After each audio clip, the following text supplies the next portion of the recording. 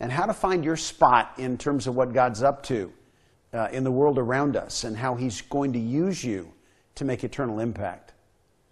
But these next couple of times together, we're going to really do what Jesus did, and that was to get ready for what was to come.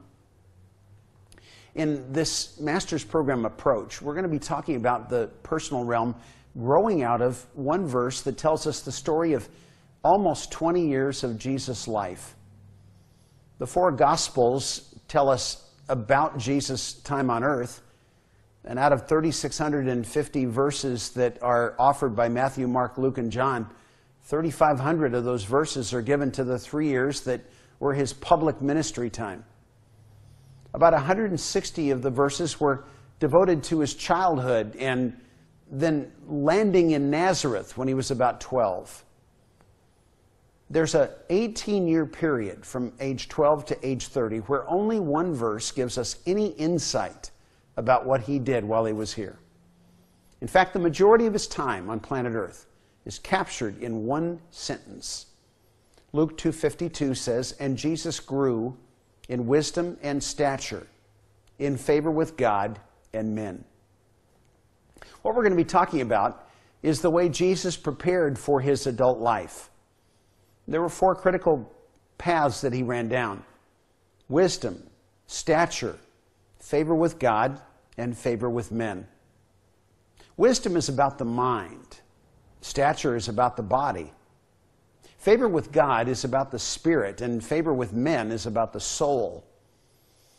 And we're going to spend some time in the next few sessions talking about those four categories, not because they're all equally important.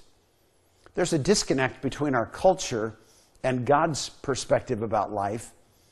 If we lined those four categories up in terms of importance in the culture, we would probably find that the physical is most important.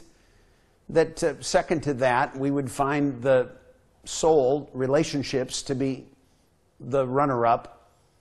The spirit would take last in the lineup. The mind would become important, but it's amazing how many people let their minds go to waste. Well, we're going to find that God has almost an exactly opposite approach to those. That the spirit is the most important. It's a runner-up relationship between the soul and the mind. And last in line is probably the body. We're going to start with that one this morning, though, because your personal realm infrastructure, those four elements, body, mind, soul, and spirit, are going to reflect the quality of your personal habits, the routines that make up your life. There's an infrastructure that every business has. There's an infrastructure that every community has. When you got up this morning and went after life, you probably found that there were four things that were critical for you to even make sense of the day. Power and water and sewer and roads are necessary to get up and get rolling and get where you want to go.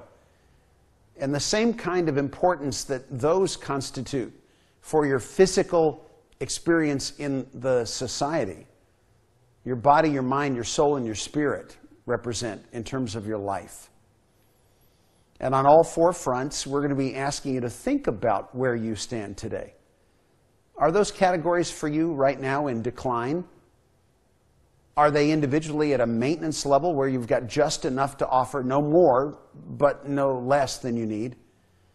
Or are you developing an expansion potential to have more physical, intellectual, relational, and spiritual capacity than your life currently requires?